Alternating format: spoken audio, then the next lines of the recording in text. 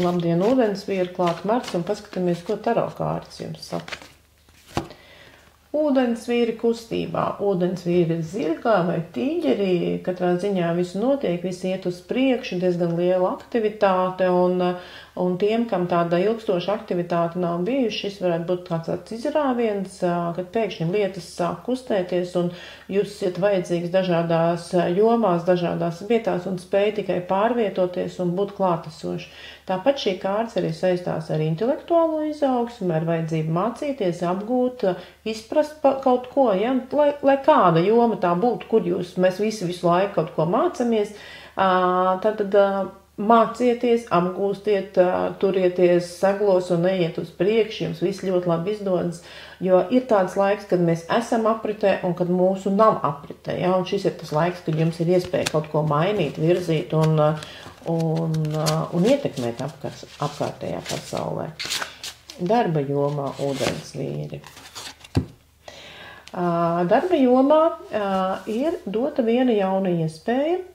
Tātad darbā jums ir jāizdomā jauns veids, jauna metode, kā sevi pārdot, kā pārdot savu profesionalitāti, savu darbu, savu produktu, to, ko jūs ražojat, kas ir jūsu peļņas avots.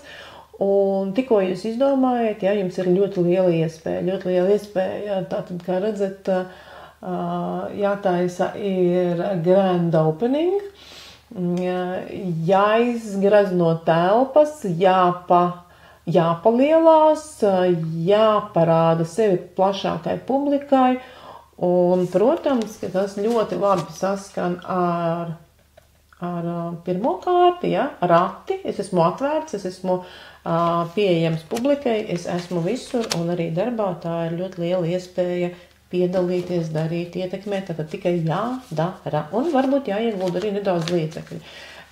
Ieguldīt līdzekļus jūsu pašreizējā profesionālā jomā ir labi ieguldīt enerģiju un līdzekļus.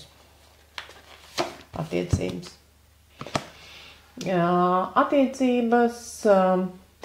Attiecības ģimenē šeit ļoti interesanti, tādas mainīgas, tāda sajūta, ka jūs viens ir mājā, otrs nav. Atnāk otrais, pirmais aizgājis. Tādi kā švaka saskaras punkti, bet nevarētu teikt, ka tāpēc jūs sliktas attiecības, bet tās nav sliktas attiecības, tās ir labas, bet vienkārši viens ir, otrs nav. Atnāk pirmais, mājiņa ir uķīts, ir mājiņa nav. Ja, un tādā līdz ar to ķeriet tos priecīgos mirkļus, kad jūs abi esat. Man liekas, ka te gandrīz jāsarunā ir, vai jāvienojas par to, kurš no mums būs mājā, kurā brīdī tāds kā maziņš randiņš jāsarunā, jo arī šeit tā kā viss notiek, viss kustās, viss attīstās, jā, ūdensvīri ir ārkārtīgi dinamiski šajā mēnesī. Un tiem, kas tikai pašlaik meklē attiecības, 2 pentakļu kārta, dažkārt saka, ka ir grūti izvēlēties. Tas nozīmē, ka ir no kā izvēlēties, ka grūti izvēlēties, un tā ir arī tad vēlēšanās paturēt abus. Ja, tā kā sēdēt uz abiem soliņiem, paturēt abus variantus un izbraukt sveikā no tā. Ja, nu, skatoties, kā jums izdodas, ja jūs neesat solījies nevienam tā īsti nopietni, tad jau arī šādu nenopietnu, mazliet ieinteresētu, bet gaisīgu stāvokli var paturēt martā, pavasara mēnesī, tas viss piestāv. Un padoms.